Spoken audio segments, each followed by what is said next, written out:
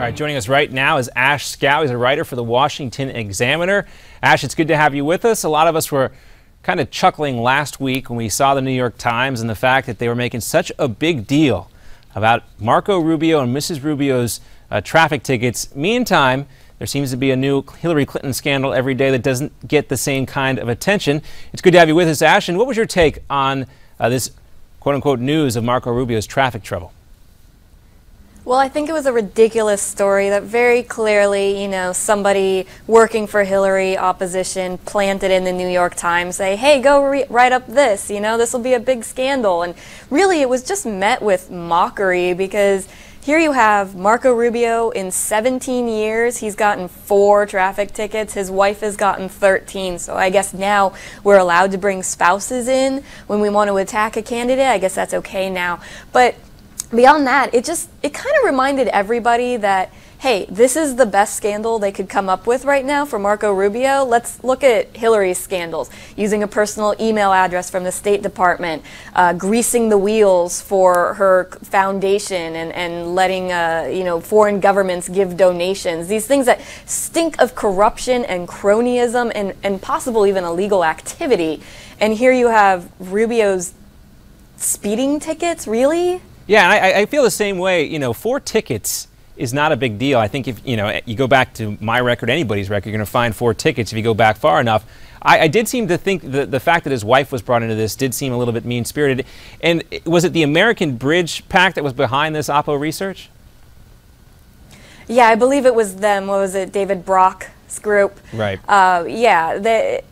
Bringing the wife in order to punch up the numbers so that they could have that headline saying that, Rubio had 17 traffic citations when in reality he had 4. His wife had 13, which is kind of, I don't know, you want to talk about the whole war on women, and here you are saying, hey, look, his wife is a bad driver. Right. Oh, ha, ha, women drivers. I mean, that seems what it kind of smacked of that as well. In all fairness, I'm sure a lot of the writers at the New York Times, maybe they don't even drive considering they live in New York, but if you go to South Florida, where the Rubios are from, it's pretty easy to get in some traffic trouble down there. Meantime, though, there are some critics of Senator Rubio's pointing out the fact that he's only been on the Senate floor for 117 out of a possible 1,347 roll call votes. So he's missed a lot of votes. Do you think this issue, though, might come back to haunt Rubio?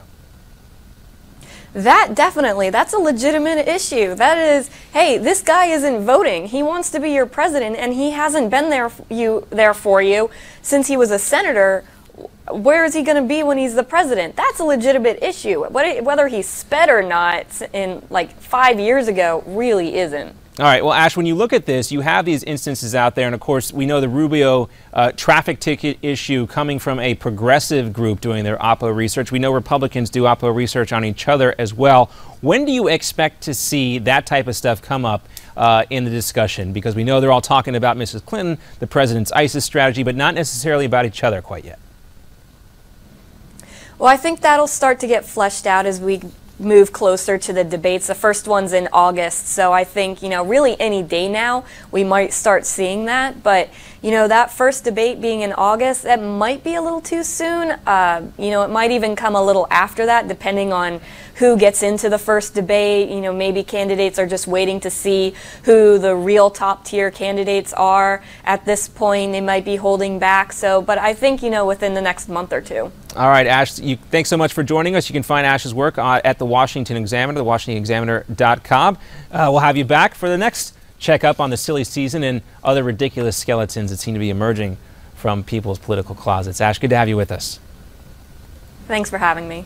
All right, when we come back, we're going to talk a little bit more about this massive hacking attack on federal employees. 4 million people affected. Was it really China behind all this? And if so, what were they really trying to accomplish? That's next in our roundtable.